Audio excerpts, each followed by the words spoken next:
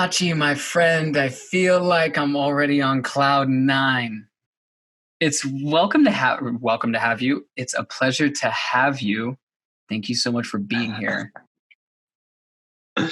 It's a pleasure of mine to connect with you. And I feel you all the time, but it's nice to see your face and actually be able to go in deep with you. This is going to be really fun. Despite the fact that like social distancing is like a big thing right now, I have to say that even if one of my biggest misses right now is being able to hug and hold somebody, but being able to like look you in the eyes and just be here with you, so to speak, is a blessing to me, because there was a time where if something like this would have happened, that we wouldn't have internet, we wouldn't have had these things. So for me to be able to have this conversation with you is such a blessing.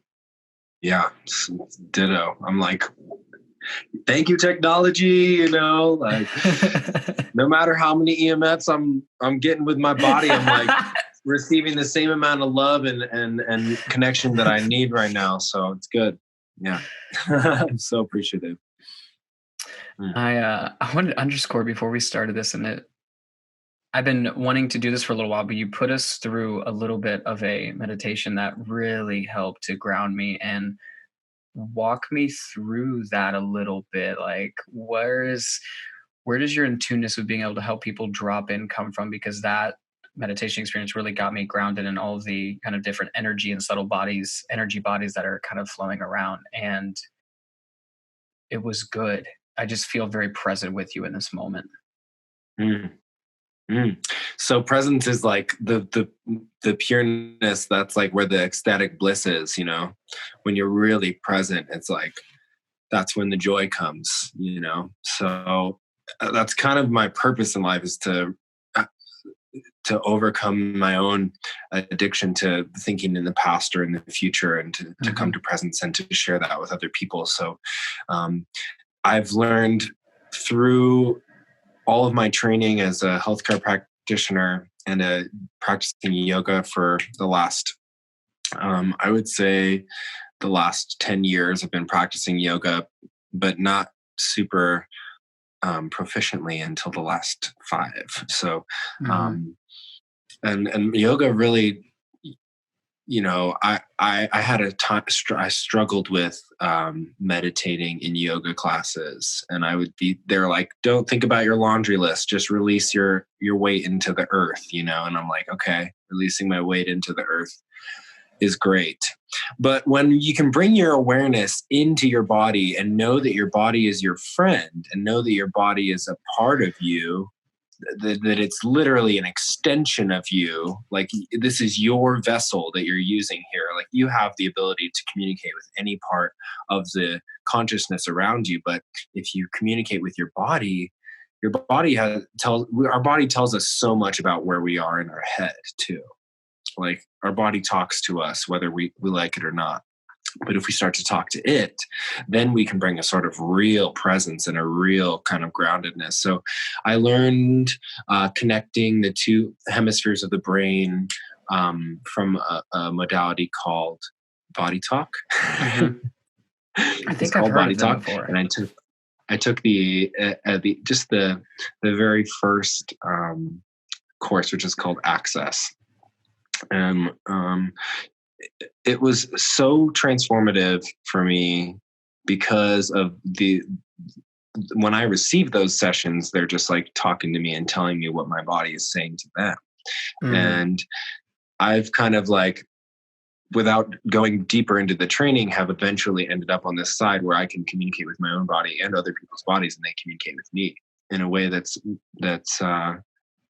easy to understand. And so when I drop people into meditation, I'm also a massage therapist. So massage therapist and body worker. And I took that training only a couple of years ago.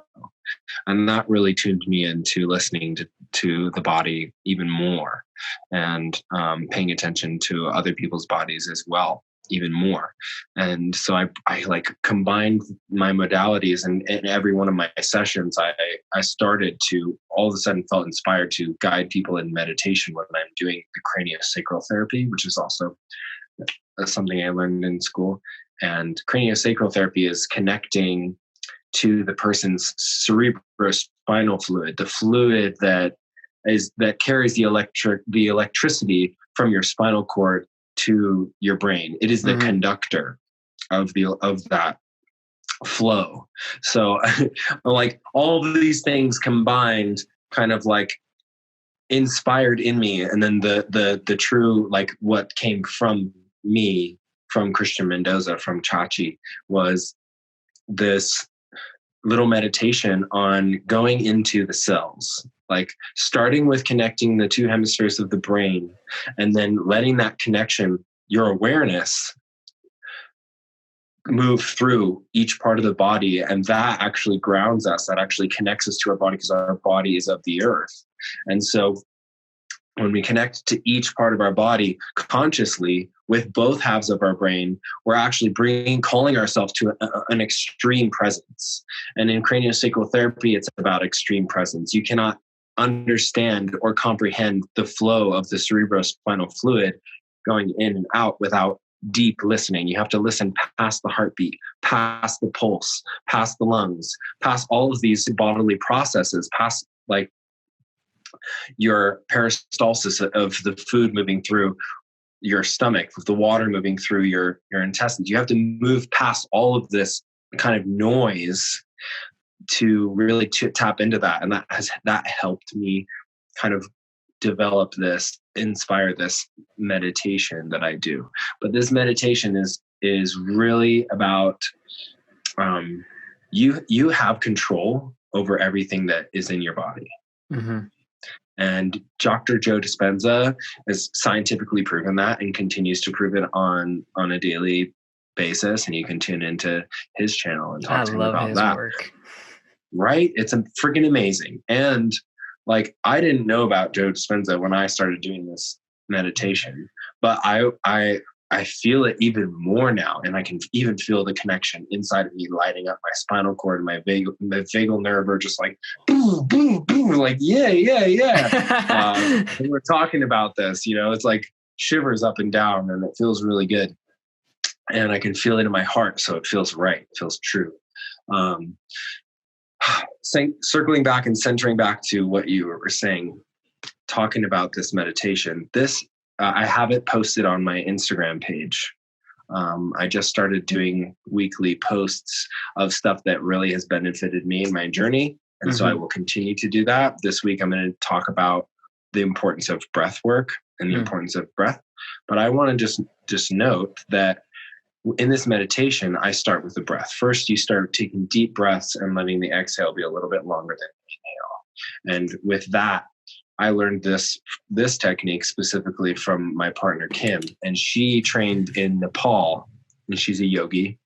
And her guru said, if you would like new things to come into your life, you have to let go of old things. And so with our breath, we breathe out a little more than we breathe in. And so there is room for new things. Interesting. I have plenty of questions even inside of that, but the first thing that popped in my head was there's a lot nowadays. I feel like there's so much chatter in regards to like everyone who's like teaching meditation, teaching breath work, teaching mindfulness, teaching yoga, teaching all these things. It can be difficult to be able to, I think, sift through a lot of the chatter to really get to like what the core deeper practices can be that can ultimately allow us to really tap into, I would imagine, the deepest parts of our being. Is how do we become more familiar with oneself? As I understand it, the Tibetan definition of meditation is to become familiar with oneself. And then the Sanskrit, as I understand it, is to cultivate oneself. And somewhere in between the both of those, between who am I currently in this moment in time, who am I? Not who I project myself to be, who I think I'm supposed to be for the people in my life, my friends, my family, my external ideas that society has kind of preordained that I'm supposed to be. But who am I truly? And, maybe that's sadness, maybe that's grief, maybe that's fear, in terms of what's in the way, as you mentioned, releasing like what's in the way to ultimately cultivate or become familiar with who am I on a soul level. And much like how you pointed out with Joe Dispenza, his entire thing, like I'm reading his book, it's sitting on my shelf right now. I'm actually reading it. It's called Breaking the Habit of Being Yourself. Mm. And the entire principle is how do we break the habit of our old self in order to create a new one? Totally. And so can I jump in now with Jump that? in. So the next part that I wanted to talk about with my meditation. So there's the beginning with the breath and then connecting the hemispheres of the brain. And then we go through the body, connecting the body. What we're really doing is opening up ourselves to hearing what we have to say. And that means that there is a new message we would like our body to hear. And what is that message? What is the intention? What do we desire? If we're religious, what do we want other people to pray for us about? If we're spiritual, what would we like to embody? Like, this is the thing that kind of like, we are not our old selves, but we have to acknowledge that there was an old story, a narrative that we continue to tell and believe that carried on until this moment of like, we've opened up and we're now inviting this new intention in. And so with that, the cells, the old story dies off with the old cells. Once those cells have been remetabolized, that story is gone. And that's like a part of the meditation, regardless of if I talk about it or not during the meditation. The body it's happening to the body because I'm communicating with it. And so normally in my sessions, I will say that. And the thing about who we think we are is never who we really are.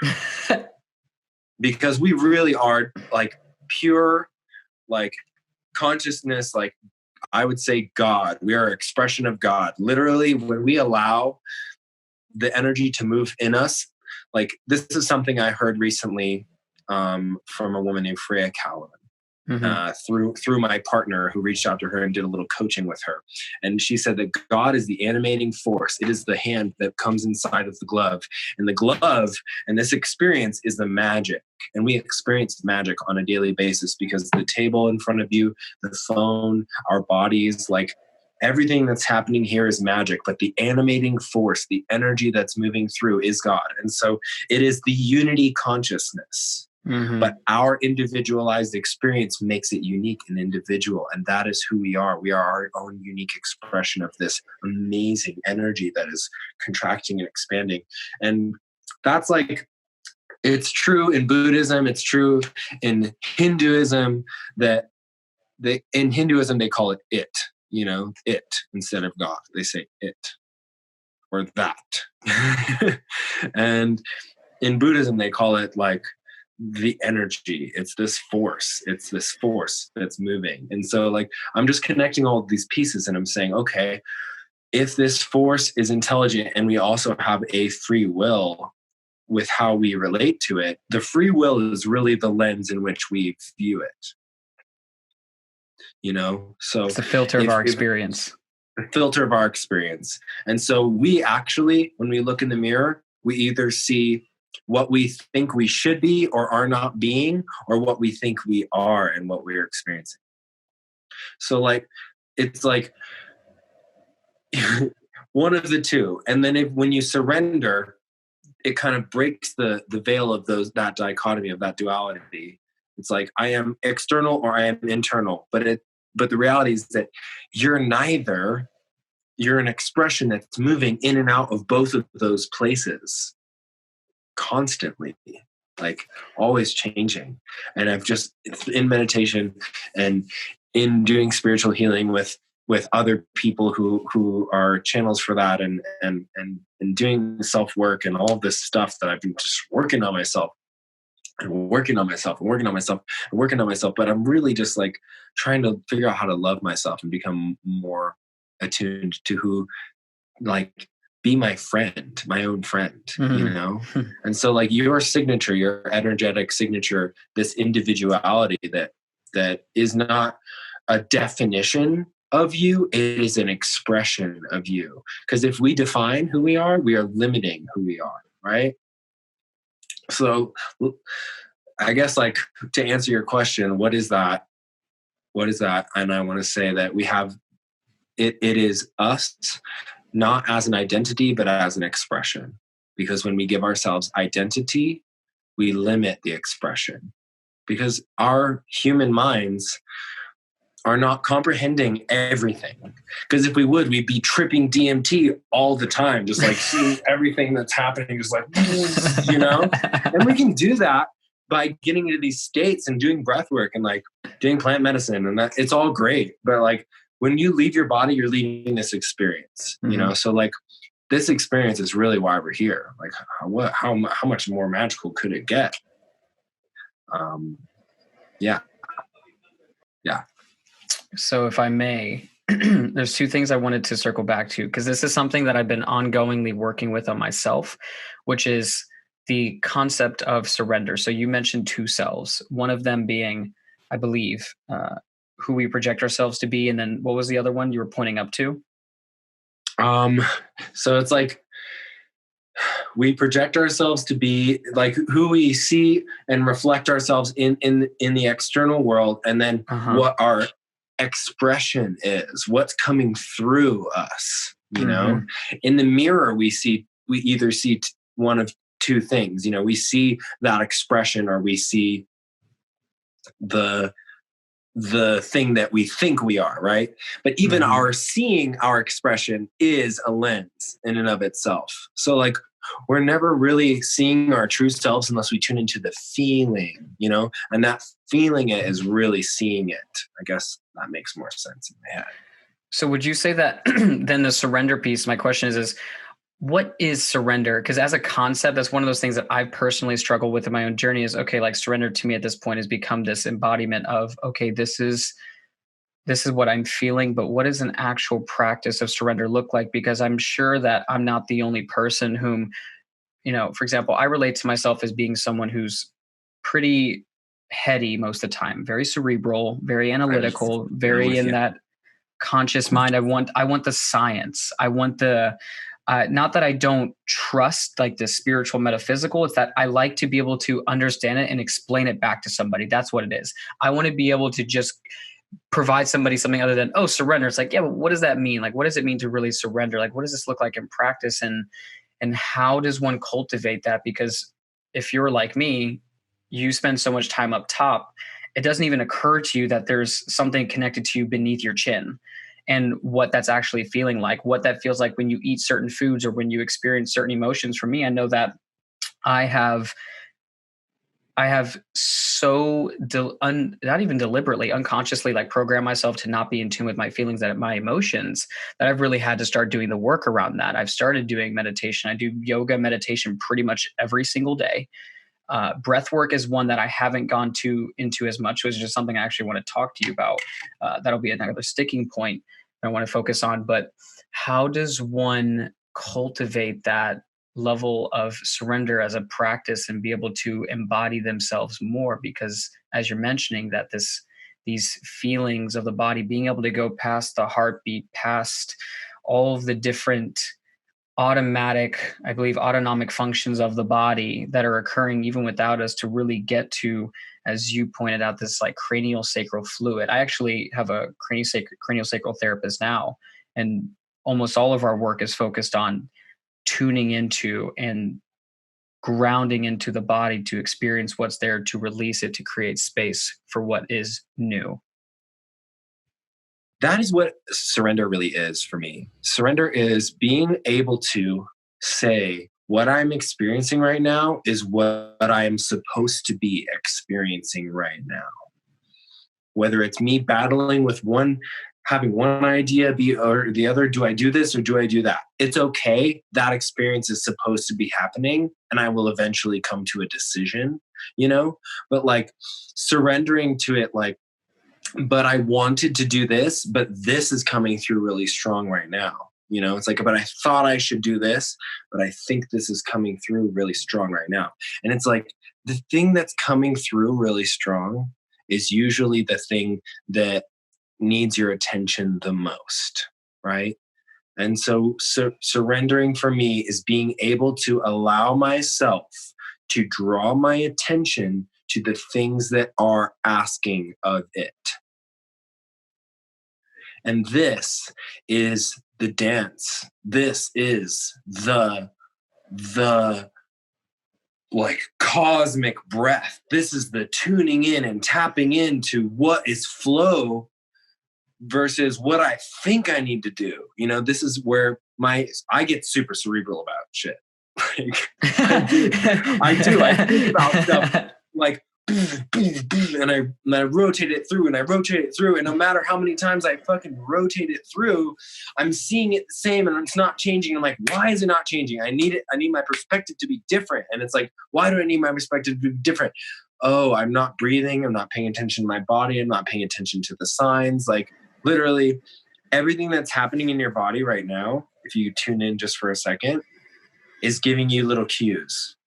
And so like right now in this conversation, what I'm feeling is like little like explosions of electricity in my upper back and my spinal cord. And I feel like this lightness above my eyes. And I feel this kind of like draw. I feel like energy is just literally flowing like up through the base of my spine and out my mouth. And so I'm like tuning into that, which means I feel like I'm in flow. I feel like I'm in flow, as I can say right now, I'm in flow state. And the faux state, which I have coined, is the state where flow versus foe. Right. The faux state is when you think you need to be doing something other than what you're doing. It's literally separating you from this beautiful presence. And what I said in the beginning was presence is this ecstatic love, this like, oh yeah, I forgot, you know, it's like, oh shit, this is how it feels to be really present, you know? And when you're in the faux state, it's like, I think that I'm getting all this shit done, but I'm really not paying attention at all. You know, I'm trying to funnel my attention into a place that I think needs it. But I guess the difference is like one feels like a struggle and one doesn't. You know, one feels like I might have a little resistance to this because I don't want to, you know. But another one is like, I'm actually trying. You know, and I'm encountering roadblocks and I'm encountering like doubts and I'm encountering negative emotions. And when you're in that place, you're kind of wading through like gelatin, you know, you're like, ugh, this is so like, this is strenuous, you know? And like sometimes when we're working out, like we are pushing our own boundaries and we're like expanding beyond that. But other times we feel like we're actually like flowing. Like it doesn't matter how much we're like contracting our muscles or like doing these exercises, we actually feel like alive and vibrating, you know? And there's a difference between like really like working against yourself when you start to feel tired and then when you actually are getting more and more energy from what you're doing. And I think that's the surrender. I'm going to circle back around. Like surrender is paying attention to the things that are asking for it and allowing yourself to be okay with where you are. Just saying, it's okay where I am right now. It's okay that I'm having these feelings right now. Like just the other day, I went down the rabbit hole, okay? And what people do when they go down the rabbit hole is they dive into YouTube research and like read all this shit and do all this research and like Netflix. Oh yeah, that. If you're for years I've been like connected to, you know, just focusing on. I mean, not focusing on, but I mean, I was focusing on it, and a little bit of like resistance to the people who are in charge of our country and the people who are like deciding what is right for the humans in the United States and the beings in the world. And I'm like kind of a rebel, you know, because I want people to experience love and joy, and all this fear and bullshit is like not what I want. And so I dove really deep into that on Sunday, and I was just feeling drained. And it was like, oh, this is something that I feel like I need to be focused on because it's fascinating me. But like literally I was supposed to focus on it until I started getting drained. Like I was called, it felt good to be doing it until I started to feel like, like as soon as you go, like kind of like it's like your body starts to close up. You notice this, your body starts to close up, your posture starts to go away. You start to like go into this place of stress where your knees come up and you're like, and your heart, your breaths are shallow. You know what I mean? Yeah. And it's like that place is like once we've kind of gone too far down one road. But the reality is that there's no bad. It's not bad that you did that. It's just like, oh, let me notice that I did that and I want to do it different next time because I don't want to feel drained. I don't want to feel anxiety about what I was studying or researching. And I don't want to feel like sad or like, oh, what the fuck is happening? I want to feel like I have a mission now.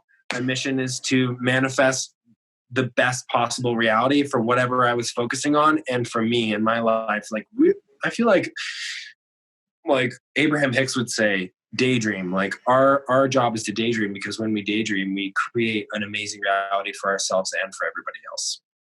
And so when we're tuning into what we need as a person just to satiate our desires, we are surrendering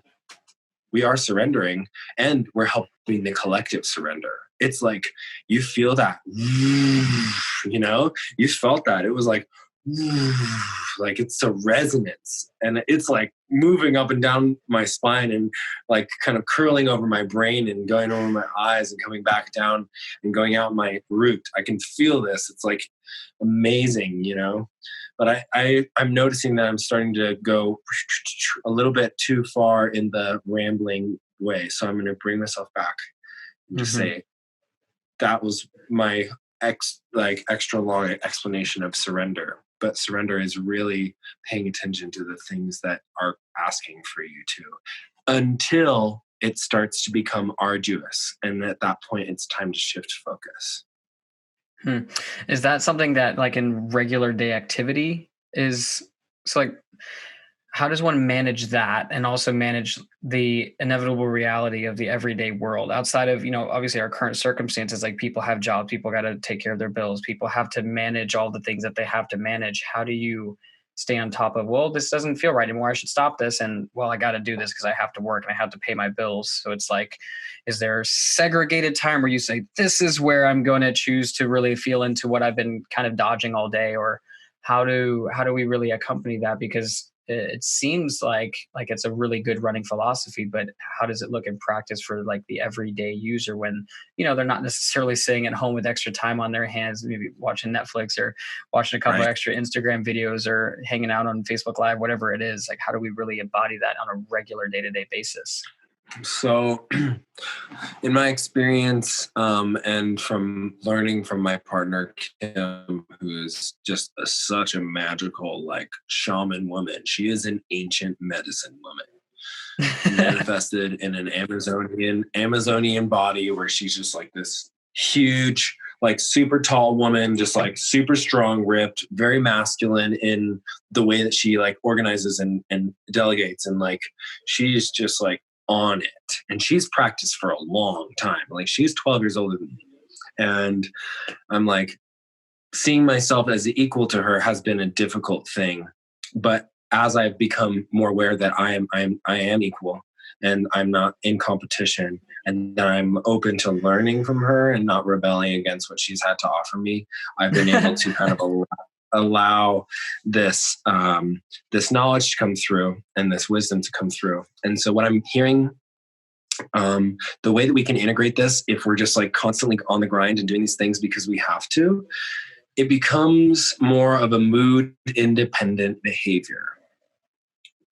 And I have resistance to saying that, but the reality is like, it would feel better if we weren't concerned about this one thing while we were doing our day.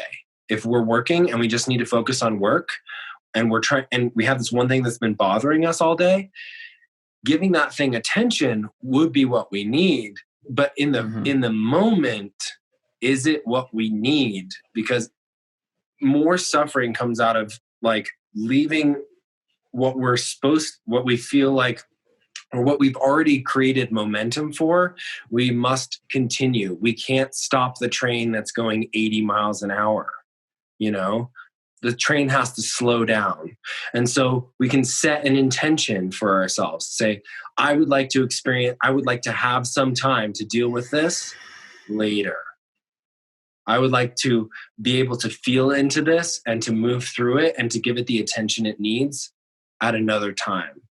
You know, like, yeah, if we don't have that time, like, it's important for us to make it in the moment, you know, like, and this is something else that comes across, like, what is true surrender? And surrender is also being radically proactive. And that's a term coined, radical proactivism, by my friend Vali Nishat. And he said, I just recently was given this term, it just came to me, radical proactivism. Whenever you have an idea of something, you do whatever you can about it in that instant. You do, or if it's an idea that you can do in that moment, you do it right away. And so if you're working and you're like, oh, this thing's been just bugging the shit out of me, stop for a second. You can give yourself fucking 5 minutes. And if you literally can't, you say, my motion is my meditation. I need to be focused on this and I will feel better. And then I can I can circle back around. Because if we're separating ourselves, we're actually thinking about, I need to be doing this. And you're taking your consciousness and you're taking it out of yourself and you're trying to, it's hard. It's like elastic. You're like, I need to be thinking about this stuff. But it's like, no, I'm here now. I need to be here now. And you're like, I need to be thinking about, or I'm thinking about the past. And it's like hard, you know, it's difficult. But if we can, surrender is like being able to just be where you are and be okay with where you're at. And like circling back around to that, it's like, if we need time to deal with some shit, but we're in the middle of doing something, calling yourself to presence and you can ask for help. Say, I would like to be present in this moment. And we're talking to ourselves and we're speaking to the part of us that's like, but what about this? But what about this? But what about this? And I make that face because it's annoying when I hear that. But now it's been, more often it's been like, hey, what about this? Hey, what about this? And I'm like, I can either go, fuck, I forgot about that. Or I can be like, oh, okay, let me write that down, or let me send this text, or let me leave myself a voice message, you know, or I need to focus on that later. I'm going to write that down, you know, like just kind of like, this is the being really present is the surrender, you know, and if we're trying to be super present, it's not a surrender because we're thinking about the future and trying to bring that into the now. And it's like, that's stressful. That's carrying the weight of the world, you know, like you think you need to be doing so much more than you're doing now. And the reality is you're exactly where you need to be, even if you're impatient as fuck, because it's important for you to just kind of let what's happening happen and know you're on a path and you're on a mission. So you're gonna do that. But right now, what can you do about it? You know, what can you do right now? If there's nothing you can do about it right now in this moment, it's not something that is asking for your attention. It's distracting you. I heard something, I think it's actually Joe Dispenza said that flow is the space between intention and surrender, which it sounds like in essence what we're doing, which is intention, as I understand, is like having this clear idea of this is what it is that I'd like to create. So for me, for example, even in this moment, I'm noticing points where like my presence is trailing off. And as you're talking about, you know, don't judge it. I'm just like, it's wanting to judge itself. It's like, we're not fully here. I'm not fully here, but I'm intending for presence. It's holding on to, would you say, like holding on to that intention of, you know what, like I really am intending on in presence. At the same time, what I'm surrendering to is the fact that there's something in the way of that, or there is a piece that's not present. and me resisting that only creates a further gap. If I have, both my hands in front of me, if the left is my intention, which is presence, but the right is my current circumstance, right, where I am right now versus where I want to be, when I resist it, it's almost like I put more of a gap between my intention and where I am at currently, versus if I say, you know what, like, I'm not as fully present as I can be in this moment, and I don't need to question why. I just need to notice that it's there. Do you think that there's some degree of like the flow is when your intention and your surrender now matches one, and now they are cohesively working together in this harmonious energy, where now you're not working up against the stream, but you're actually flowing with the stream. You are of the stream. Now you are the stream versus feeling separate from the stream. Yeah. Yeah. I mean, yes, yes, and yes. And even while you were saying that, my attention started to trail off and think about my face in the little corner of the screen and the yogurt that I was eating. And I was just like, come back to presence. Don't judge yourself, and you're saying that literally as I'm thinking it. And so we're connected, And that happened during our meditation too, where you set an intention and I spoke it, and it was pretty much the same shit. It's just like it was the same shit. It was just our individual interpretation, translation of what's coming through. So we said presence, and what did we say? We said presence and to be a channel. I said in my head, I want to channel presence, and you said something more ornate. It was just like, I want to be a completely open channel and cultivate this strong sense of presence. I was like, you just said in a more ornate version what I just said in my head, and here we are. Now we're talking about this part of presence, and it's kind of floating away and being a channel at some points, but then not in others. It's just like this interesting little dance where you're kind of in your zone of genius, but then all of a sudden you're on this awkward outside, and it's like being able to have compassion for when you're not that, but also being able to like fully surrender when it's there and not, draw too much attention to it, but just be it and really be with that experience. It's this funny little paradox, it seems, at times. Totally. It is a funny little paradox because presence and definitely channeling and being present and experience of, are you still there? You were there with me? Yep. You disappeared for a second. I did that to flatten out the curve. Yeah, in terms of this internet connection. Right. Our awareness is presence, and so wherever our attention is, it determines whether we're present or not. Because where attention goes, energy goes.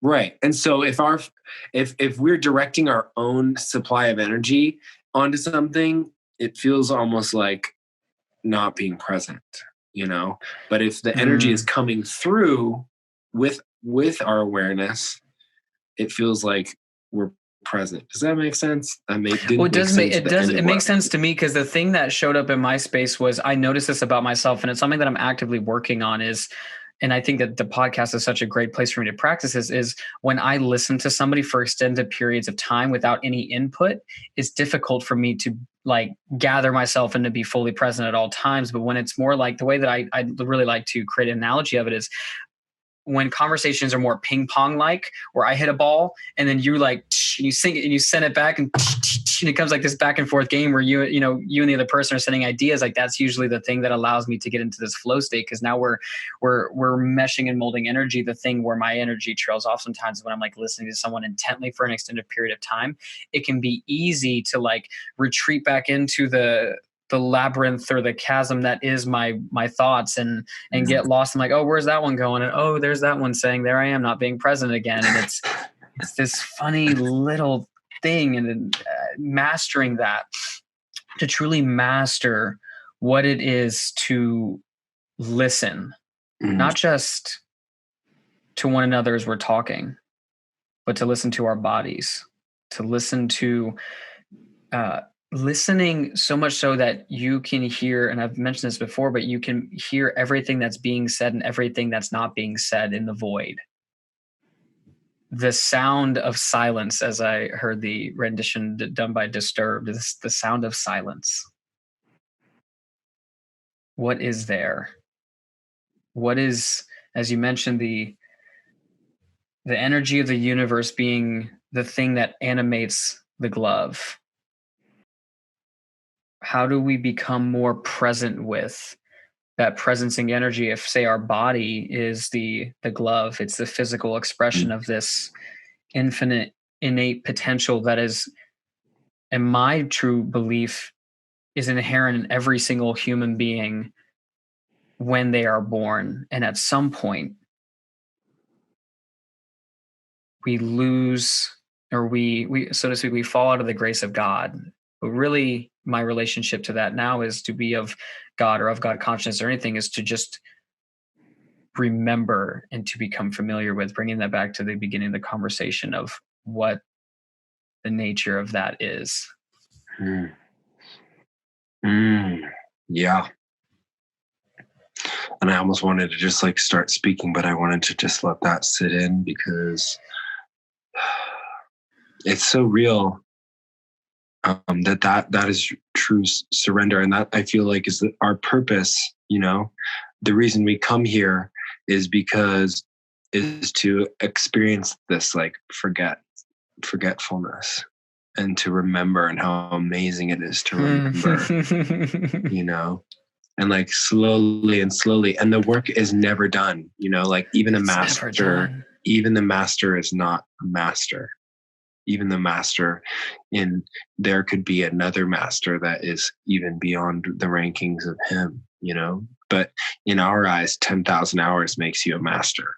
So I'm a fucking master handpan player, but I know there are other handpan players that have spent even more time playing handpan. And so what the fuck do I know is actually I teach it. So I do help people who start at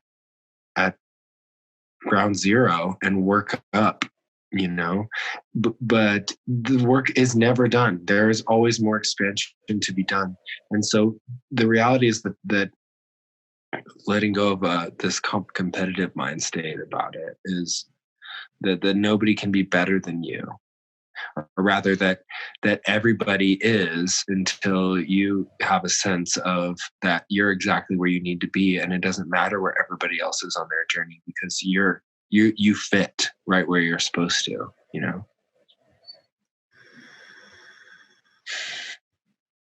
And the surrendering to that animate presence is in fact allowing ourselves to be, is in fact doing what we create momentum in different places in our life, following that momentum, but also allowing ourselves to be there. And if we want that to change, we can change that too. But it takes a little bit of time and compassion for ourselves. And compassion, recently looked up the definition of compassion, and it's just like, don't like it at all. It's like the definition of compassion that the dictionary says is like to acknowledge, to be in suffering with another. I thought that was, that would sound closer to me like empathy, like I feel your pain. I understand that, but it's like the definition of compassion is more similar to that than you'd think.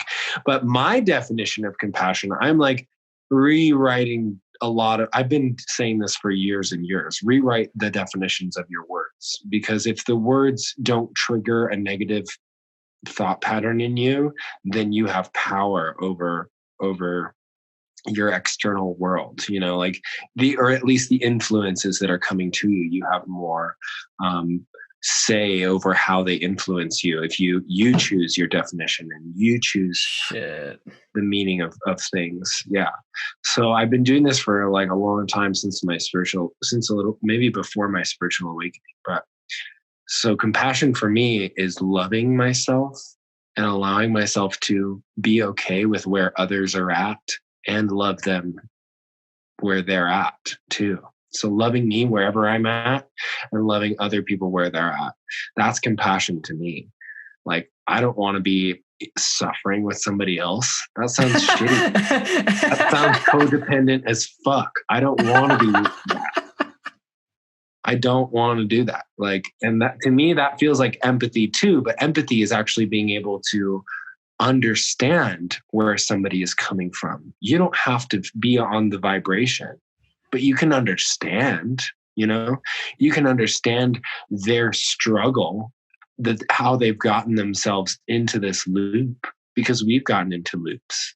It doesn't have to be the same exact experience. And in therapy, they taught me, you can never say, I understand, because you will never understand how somebody else feels. And I can tell that to as many people as I want when they're looking for some fucking empathy, somebody to just allow them to feel how they're feeling and hold space for them. But that's not going to help. You think if I tell somebody I'm never going to be able to understand how you feel, I'm just going to fucking support them?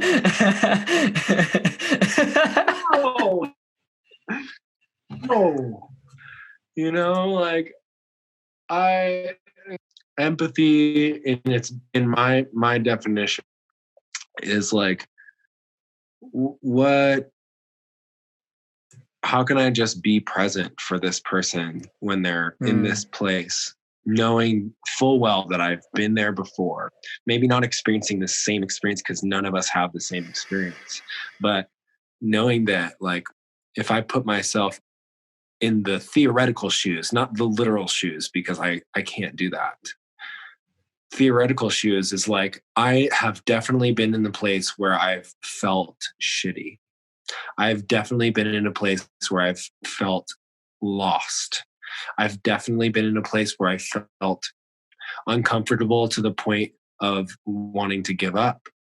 And I can be empathetic in that regard, saying, I know that there's a light on the other side, but I'm not going to try and shove that light down anybody's throat, especially not by telling them I'm never going to understand how you feel.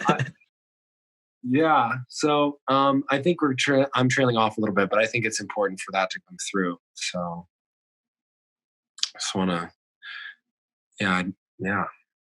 come back to this, and that being present with ourselves, we need to have compassion for ourselves. The new definition of compassion: loving no matter what state we are in.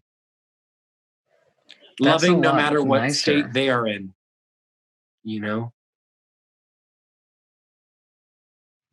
I hadn't.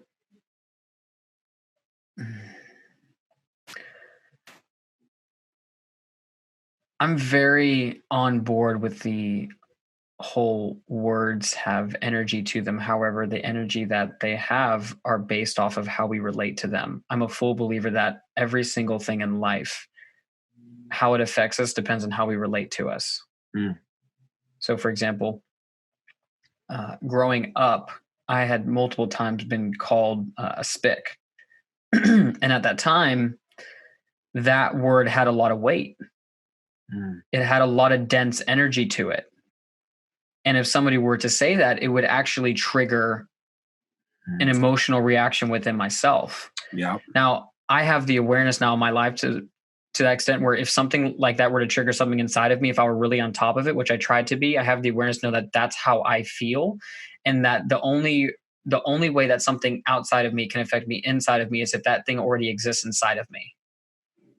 Whether that's a perceived sense of not feeling good enough or not worthy, or maybe I believe something about that and within myself, because if it's not in me, it can't affect me. I believe that. That's how I kind of adhere to it. So when you said, I'm changing the definition of compassion, I realized that one of the words that usually triggers something in me, and in hindsight now, is when somebody calls me naive.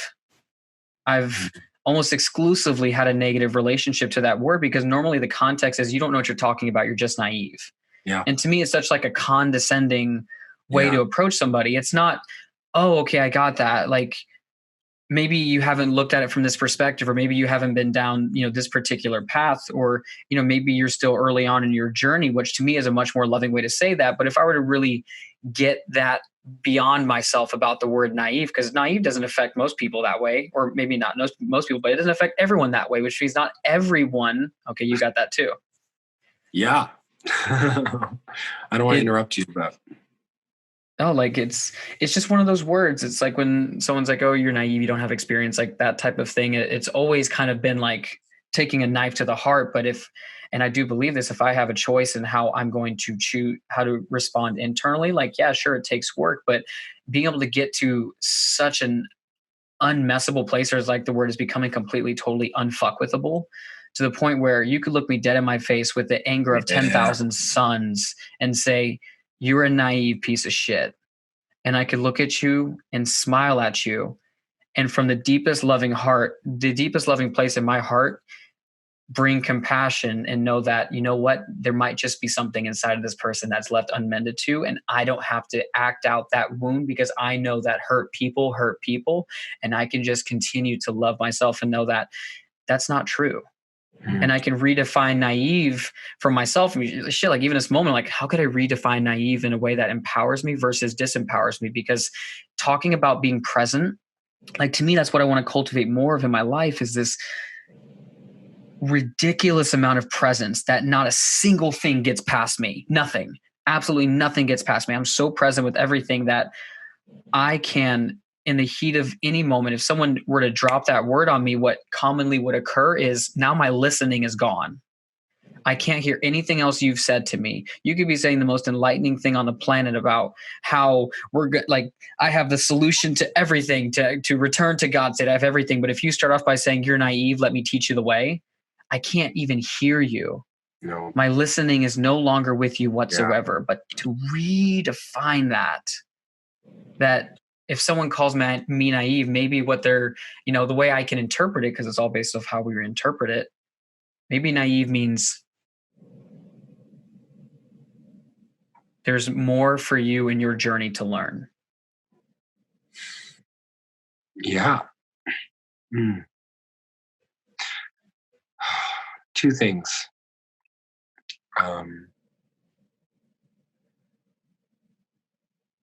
We experience our world based on our beliefs.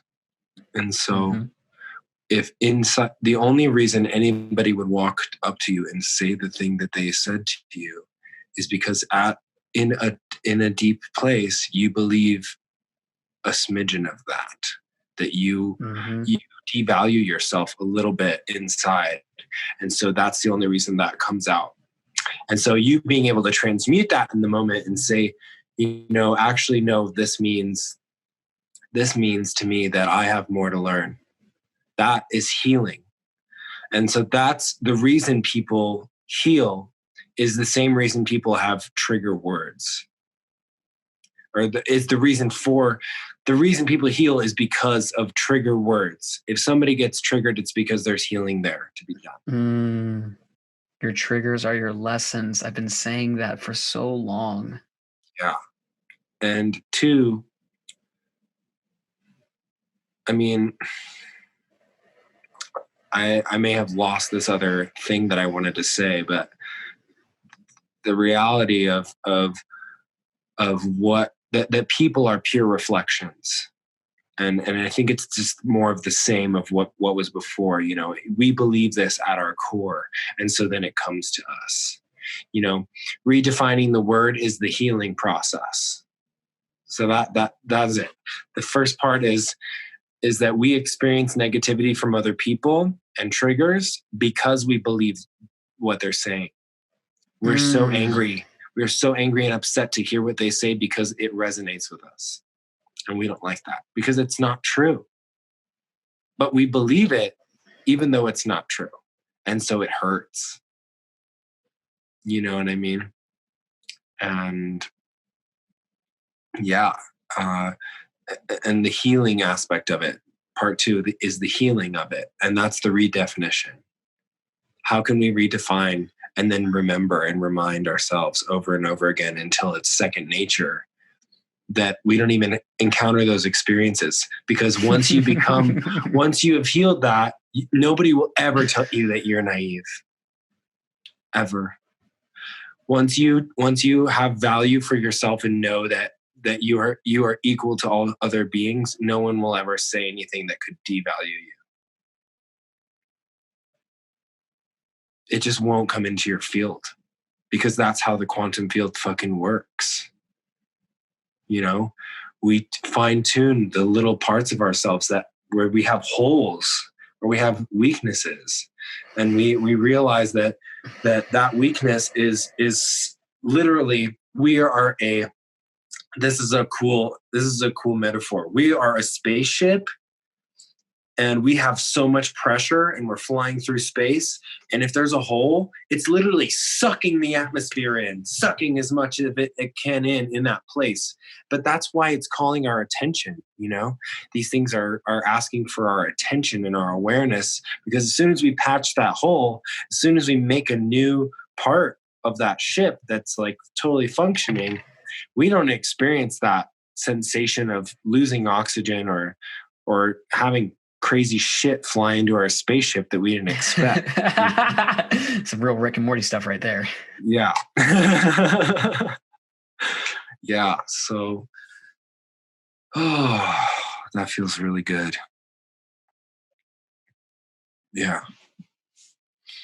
This feels so good. Yeah, I've felt a lot more grounding throughout this entire conversation. Actually, something that I'm going to be taking with me, one, is that redefinition for sure, is playing more with the words and bringing more awareness to what are the words that trigger me, and not necessarily having to go into the why, just being present with them. As you mentioned, a lot of this is showing me, be present with it, don't judge it, observe it, and all of this pointing at, much like how we mentioned even before we got on this, you started this conversation, that this is all about inherently remembering who we truly are. Because when you mentioned the aspect of being able to remove, it's almost like we have pins in our body, and if somebody pokes that pin, it's a trigger, right? It's like, ooh, that one hurt. And it's like we're going through the process of removing all these. But the analogy that came in my head was like these chinks in the armor. We're trying to go through and heal all these wounds, and we're like rebuffering, our armor and making it look all good. But then when you truly get to this space of nothingness, what you realize is that you only put that armor up to protect you in the first place, and you don't need to protect yourself. You just need to love. Because when nothing else is present except love, we don't feel the need to put up our guard. We don't feel the need to outwardly project our own fears, perceived inadequacies, self-limiting beliefs, our hurt that never was dealt with out onto others, because we become so highly present to the fact that which I put out to some degree is a reflection within myself that I haven't truly come to peace with. And you and I both, such a perfect alignment. Right before this, we were talking about sanctuaries, and what was that beautiful word that you said? This beautiful space that you're creating. What was the name of it? It's called Nijoni. Nijoni. Yeah. And it is the harmony within. It is the balance within. It's within and out. So when you have harmony within, you experience harmony outside too. Mm-hmm. Because this is another thing, a part of my meditation, I like how it's kind of linking together, that I say is that each one of those trillions of cells in your body is 100% in support of everything that you do and everything that you desire. And they are a pure reflection of the world outside of you, in the trillions of beings that exist in third density or fourth density, like whether they're inanimate object, whether it's the earth or the life forms on the planet, or other humans. They are in full support of you, regardless of what you think. Regardless of your projection or lens that you're looking through. This world is always working to achieve balance and homeostasis. So Nijoni is a place where you can find sanctuary and if you're seeking balance, if you're seeking your inner harmony, this is a place where you can find that. If you wanting to train in any field, this is a place where you can find that. I feel like the new paradigm of communities is these places that where in the very beginning process of creating, it is a co-creation and a lesson. So you actually have people paying for classes to learn how to start this company while you're starting it. And you have people, well, I would say paying and training. So I don't know what the future of money is. I know that it currently is a lubricant in my fabric of manifestation. and that I don't know what the future is of that, but I know that people will be taking these classes and courses while this creation process happens. So when everything becomes, it also becomes a learning experience. And I feel like that's a new way. Like, we're not just training people on fake shit. We're not training people in facilities where they're not having their hands on the work that they're going to do. They're literally dropped into it and get to witness it happening real time. So there are professionals and elders and these people, masters that are working on this project, and the other people who are learning get to be a part of it and are double checked, triple checked, quadruple checked by these masters and these elders on their proficiency. And if these people really want to learn this, that's why it becomes an amazing process, because as this whole center, as this sanctuary is created, we're actually creating many sanctuaries because these people are learning all of this.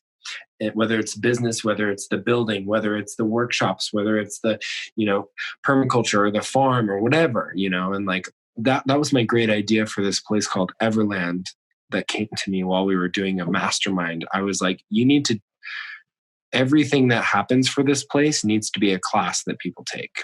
Whether you guys are sitting at a round table talking about where the funding is coming from, getting investors, that needs to be a class. People need to be sitting in on it, and they'll be donating to the cause and funding it because they are learning. And it doesn't need to be an intern process. I feel like interns are working for free, and I would much rather call myself a student, because I'm paying to be there. You know what I mean? Or not, like somebody brings me on as a student. I want to know that my time is not just spent building somebody else's dream, but somebody's teaching me how to build my dream. It's more like an apprenticeship role. It's apprenticeship.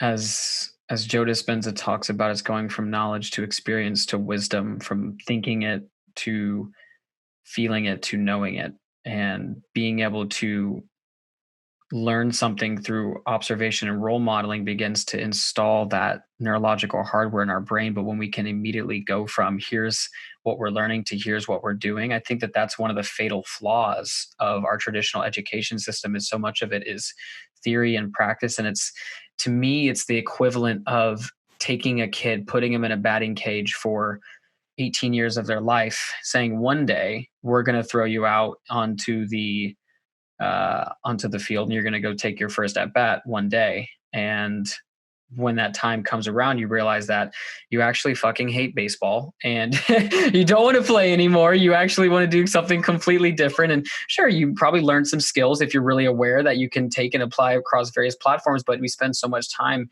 waiting and waiting and waiting versus how do I take this thing that I learned and put it immediately into application? That's one thing that I'm wanting to figure out how to implement into this podcast is, we can talk for an hour, hour and a half, but if it doesn't lead to some kind of measurable change in somebody's life, I feel like I haven't done my job well, in that people need to get that this isn't just supposed to be just like, oh, just listen to two people talking, whatever, share some cool ideas. All right, cool. Oh, that was a good idea, but insight's not enough. Breakthrough by definition requires action. In order to break through this veil, you have to take action. You have to take what you're learning and apply it. And much like in this format that you're discussing, it's we're building the bridge as we're walking across it, and we're also teaching other people how to walk across that bridge as well, because they are inherently going to need this. Yeah, fuck yeah. Fuck yeah. Building the bridge to walk across this obstacle, because we know that we want to be on the other side, and it takes a bridge to get there. And we can do one of two paths. If we're the building of the bridge type, we build the fucking bridge and we teach people how to do it while we're doing it, which allows other people to build the bridges in other places. Or we are the type that, that's a masculine type. And then there's the feminine type, which is like walking down the river until we get to the place where the rocks allow us to go across. And like, I'm okay with either, because they take the same amount of time and they take the same amount of effort and energy. And different people are equated for different types of things. But also, if the water is too high, the feminine go across the bridge that the masculine built. But the feminine are the ones that tell the people and help the people believe that it's safe on the other side to cross with them. So it's like this huge balance of the masculine and feminine thing. Like, they can both do that thing and they both take the same amount of time, but actually crossing takes both. Because it takes the masculine, when they do follow the river down and crossing the rocks, to make sure that everybody has their footing and knows which rocks to step on, because then the men will go first. But it's like, or the masculine, right? The masculine, I'm just talking about this in the form of like, it's the same. It's a balance. It's in everybody. Nobody's either masculine or feminine. You and I inherently are both like, we have feminine energy in nature. So it's just like, it's not man versus female. Like I have a lot of strong feminine energy in me. Anybody knows that I have this very like feminine presence of energy, but I also have a masculine presence as well. So it's an ebb and flow, as you know. Yeah, absolutely. And we're all working on bringing that into balance, right? And that's happening autonomically as well.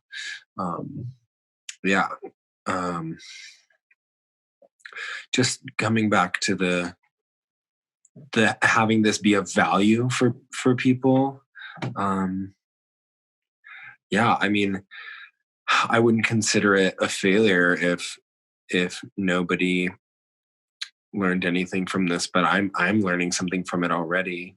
So I know that I am too. So that at least somebody's getting something out of it, This is true. My hope is that always, though, people get that, just do something with this, what you're learning, like go and implement it in your relationship, whether it's with yourself, whether it's with someone that you care about, if it's in your work. Just pick one area. That's one thing I know myself is the analyticalness of me wants to take on the whole world at the same time. But I know that the way that I work is one thing at a time. I get overwhelmed if I'm trying to manage too many things at once and I'm not in the right headspace. Just pick one space. You know what? Like, I really want to heal my relationship of self-love, because I know that if I emanate that within, I will more effectively emanate it externally. So that's what my focus is. And that's actually true for me. So it's just, how do we get it down to a science to where we can measure ourselves and continue working towards, as it seems to come back to always, is how do we become more familiar with who we are on an internal level and closing that gap? I think that's my new role, is stepping into a self-love. I don't know what to call it. I'm just... So my channel that I created on Instagram was called Self-Love Buffet. And and so and self-love reclamation, and like that is these are two things that I'm creating in the near future, one of which is this channel that just offers, free, like donation based, like information on how to take better care of ourselves. What can we integrate into routine? Like a routine to start with, it's a self-love practice. Having something that you can come back to that's solid, so you don't feel so scattered, has been something that's really helped me. And breathing and, self-love meditations, talking to yourself in the mirror, like being your best support coach, being your best cheerleader in the mirror, like that's something that some people, when you look in the mirror, you're like, ugh, I do not like who I'm looking at, and it's like, That's Yeah, okay too, you know, I've been there. that's okay too. But it's like that, in that point, it's like, I don't like who's in the mirror. Then close your eyes and say, whoever shows up in the mirror is there to help me become who I want to be after I open my eyes, and then continue, and then talk to yourself as that person. It's like, Mm. that's, I had that realization like a couple weeks ago. I was meditating and having a hard time, like trying to like wrangle my thoughts. I was just like thought tangent, thought tangent, thought tangent, thought tangent, just like nonstop. And I felt like I was draining myself. And I was like, oh my God, I'm not trying to think about what I'm doing for the day. I'm just trying to center and ground so that I can plan for what I'm doing. Now is not the time. The time is later. And it was like, look in the mirror. It was like, get up, look in the mirror. And I looked in the mirror and I was like, you're doing a great job. I fucking love the shit out of you. I will never abandon you. I'm always on your side. I'm always here to support you. I'm always here, just like ready to do whatever we need to do to move to the next step of being the best selves that we can be. How can we be the best selves today? What are we going to do today? What are we going to do in a month? What are we going to do in 3 months? What are we going to do in 6 months? How about a year? How fucking exciting is that? It's so exciting. You know, it's like, like that. These are some of the things that I will be talking about in the self-love buffet. And just and the self-love reclamation is actually going to be a month, like a 4 to 6 week process. There's actually a small 1-day 6-hour webinar where I invite people who would like to teach a workshop over the course of an hour and a half or so, or an hour to an hour and a half. And then that's a 1-day self-love transformation. And that workshop's coming up at the end of April. And then it will also lead into a month and a half of, you get 1 workshop a week with a practitioner where you're learning how to take not better care of yourself, but a self-love practice, like organization, like deep reflection, like presence, like awareness, like all of these things, like a deep dive into it. And it's all going to be virtual, which is so crazy and weird, but it's so awesome that I'm like, have this idea. And yeah, and then you'll be able to, with the 1-day webinar, you'll be able to have a 30-minute call with whatever coach you decide, or whatever facilitator you want to have a 30-minute call with. They'll facilitate a call with you and tell you, answer any questions, and help you get right on the path to living your best life. And then in this 6-week process, it's actually, you get a call with each coach once a week. So it's like, whenever you feel like you need it, they're there. But you have the workshop at the end of the week, and you fill out these worksheets, and our team is making sure that your headspace is right, that you're taken care of, that you're eating food, that you have money for food, and like, if that's even a thing, or like, it's just like making sure that you're taking care of yourself, making sure you're on top of it, you know, like all these worksheets, like, and processes are there to basically just guide people back onto the place of, am I taking care of myself? You know, because when we start to drift off, we are abandoning ourselves, you know, in a way. When we start to feel shitty or talk shit to ourselves in our heads, we're abandoning ourselves, you know, and that feels shitty too. I don't even like to call it that, but somebody said that to me recently. It's like self-abandonment is when we decide to have negative thoughts about ourselves. And so I'm like, okay, it's hitting me. So I'm going to resonate with that and continue to say that until something else comes through, you know?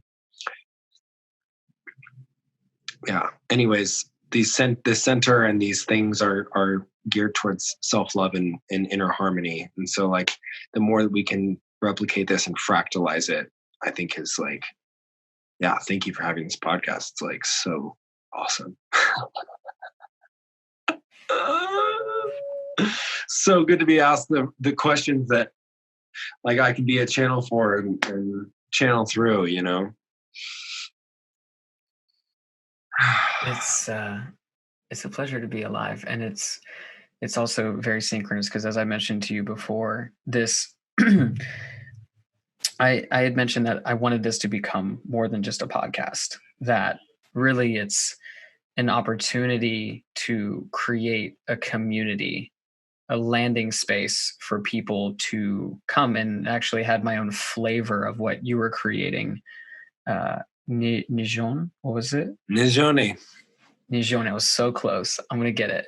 My own version of Nijon. I don't have a name. It's still in its early developmental stages, but the whole idea of having this sanctuary, this space for people to come, and it blends all of really variety of all my favorite things, which is like the movement aspect, incorporating like animal flow and like Budokan and mixed martial arts, possibly with like working out areas and spaces for like yoga and acro yoga, and having this separate little area that one could hold like retreats or events, and just creating the space. Oh, and also I want to have like an in-house chef, like just like food and things like that. There's like little areas for food because I have a friend who's an Ayurvedic chef, and I've been kind of like pitching the idea. But it's like this all-encompassing place where you can come and you get what you need. You can get the physical movement, you can get the mind development, you can get the spiritual essence flowing, you get all of these juices flowing, and you're doing it at the level of community. You're being able to be around a bunch of people who are committed not only to the highest versions of themselves, but to the highest version of yourself, and being able to be supported and to get love from people when we falter, because that's just the inevitable reality of going through life. Is we falter, we slip, we fall, we get hard on ourselves, we abandon ourselves. I thought that was so brilliant. I hadn't really taken that. When you said it, it resonated. I was like, oh man, like yeah, like I've abandoned myself. Like there are times when I just like leave myself behind. But being able to have a group of people who see you, and touching back on that original point of compassion, as they love you exactly where you're at. As this entire follow the wolf movement, and I always try to be explicit in saying this, and I'll say it a million times, it has absolutely nothing to do with following me. It has everything to do with following your inner wolf, your inner howl, your call to find who you are at a core level and be that for yourself, and express that in every single direction possible, to embody that on all planes, and love the life that you see, because it was a manifestation of your imagination. Yeah. Mm.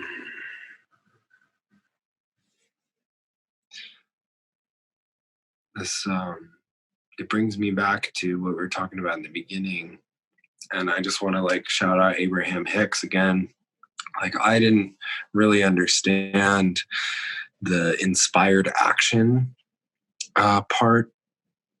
She's like, you meditate and then you have an inspiration, and I was always waiting for the inspiration, but I would have all these thoughts coming through and I wouldn't see those as the inspiration. And now I know that all of the stuff that's coming through is the inspiration. It's like, oh, radical proactivism kind of brings those two together. It's like literally, if it's a thought coming through when I've been meditating, it's like that's it.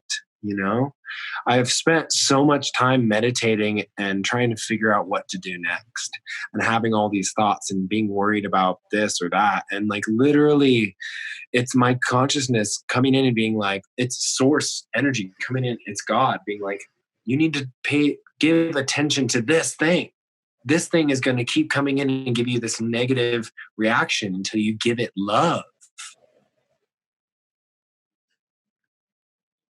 And so creating that harmony with ourselves, not abandoning ourselves, is so much a part of listening, and circling back around to that, like listening, like truly listening, not talking over our own selves and saying, well, we need to be doing this and we need to be doing that.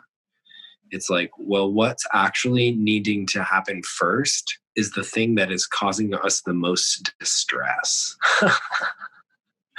It's like, I'm worried about money, but I have to have to get a computer, and I have to get a this or that, and there's a place to live and a place of this and then that. And it's like, but I need money, And so what's the first idea that came into your head about that? Like, why don't you sit and think about that for a second? What's the first thing? I need a job. Okay. Well, what kind of job would you like to do to get some money? That's literally following the trail of breadcrumbs. It's like it's all about your perception of what that is. If you think that working and getting money, like getting a job, is a bad thing, you're not going to want to do it. But if you see it as the inspiration, it's like, I start here and it leads me here. I just have to start. And then the flow comes, you know what I mean? So it's like, oh yeah, this is good. This is where I'm supposed to be.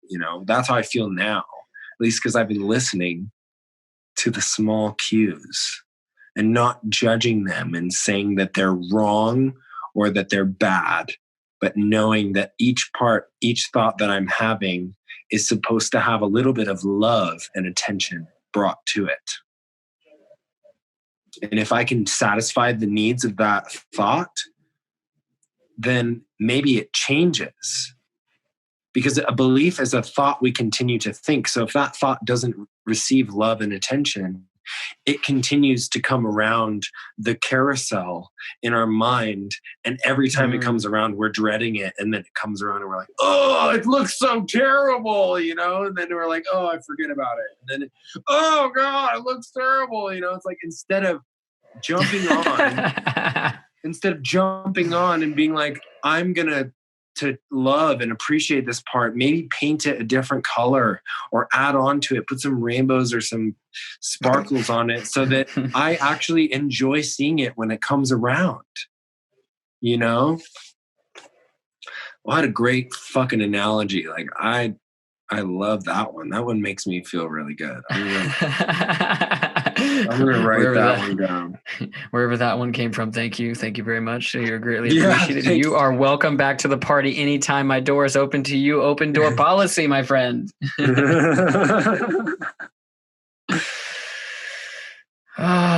Chachi, my friend.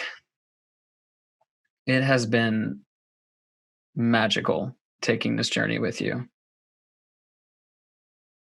It has been a well-deserved journey, well worth its weight in time, gold, energy, and everything in between. It'll be profoundly impactful to look at this, to review this podcast one day. We look back and all the things that we were talking about, that we were working on and actively manifesting towards, actually come into existence. Yeah, that's the thing. Because, whilst this podcast is about helping, guide people back to themselves, to remember who they truly are, the honest truth is I also took this journey because I felt like it would be a bigger push for me to continue to do the same, for me to continue to do my work and to be an active practicer of what I am, air quotes, so to speak, preaching, and being able to lead by example and also show people what the raw journey of it looks like. As you know, like it's not always pretty. Matter of fact, most of it's not in its original form. It's not pretty until we start putting some rainbows and some sparkles and some unicorns, just rainbows flying out the unicorn's butt, like whatever it's got to be. Yeah, exactly. All of it. All of it is worth it. All of it is worthy. All of it is absolutely perfect, exactly as it is, even when we fall out of the grace of God and forget to remember that truth. Thank you so much for presencing all of this today, my friend. Thank you. Ditto. This has been such a wonderful reminder and such a beautiful. I'm so excited to watch this again, and I'm probably or listen to it again and watch it and just feel like, just remember, like this is like a sigil. This what you've helped create is this symbol, this multi-dimensional experience that people get downloads from and people get upgrades from. And like, yes. I'm getting upgrades, you know, and downloads have been coming to me while we're talking, and like I'm experiencing them and upgrading myself in this conversation. And so yes. Literally that's my goal, you know, and I'd love to do another one of these and maybe interview you next time, and or just keep the conversation going, because there's so much more I want to talk about. Oh, don't you worry. The carousel will come back around. It will scoop you up, and we will paint more rainbows. Yeah. If you can leave the listener with any one thing, we've talked about a shit ton. What would you leave them with, whether it's a thought or if it's something to go in to take out to actualize on the thing, all the things we really talked about? By the way, I really loved the not waiting on inspiration, but acknowledging that inspiration is always there, and we can use radical proactivism as a means to act on the inspiration that's inherently all around us. How do we take that now into the world?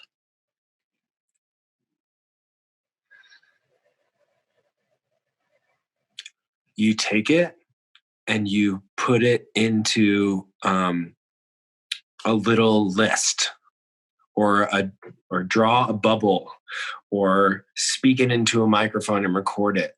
What are the things you need to brain dump? What the fuck is going on in your head? If you feel lost, you need to get it organized. You brain dump, you organize all that shit into piles, and then you organize them into different piles that are more efficient. Like, I just went through a coaching program that was 5 days, unfuck your to-do list. I'm just saying, like, if you want to be radically proactive about your fucking life, first acknowledge, like, she did this in the opposite order, but I'm going to do it in this order. First, acknowledge your energy. How do you feel about the things you want to do? You know, if you don't feel good about the things you want to do, it's going to take 10 times longer than it needs to. And you're going to feel shitty during, before, and afterwards. And the product is probably going to be shitty. So get yourself in a place about feeling good about what you wanted, what you're going to do, and what you've accomplished so far, and what you will accomplish. Get yourself feeling good about that you have that ability, and you are absolutely going to have everything you've ever wanted, but you need to start somewhere. So starting brain dumping. This is Laura Badiali. You can look her up on Facebook and YouTube, and she's amazing. She's from the UK. I don't know how the fuck she ended up in my inbox and my email, but I signed up for her week-long thing, and I was the only man.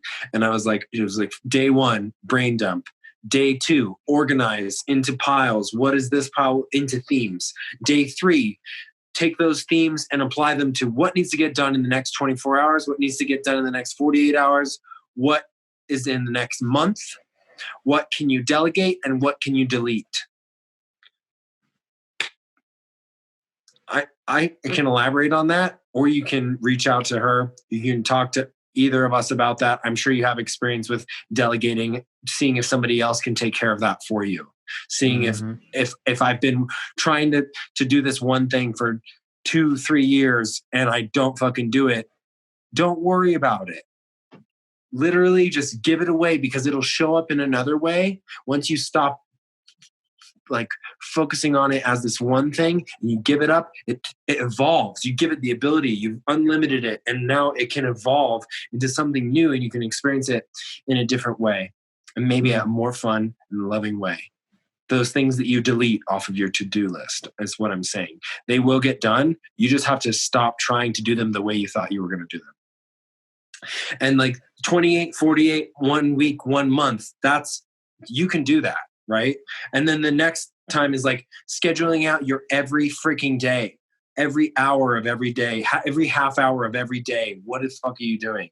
Where is your time going? Because if you're spending any time doing shit that's not benefiting you, doing shit that's not focusing on what you actually want to create in the world, what is actually coming through, you're creating an opportunity for it to flow through. You're not fucking creating shit. You're literally like opening up the portal and the shit's just flying through. You're like, this is where I want it to come through, and this is what I want to come through. And you open it and it's just like flies through.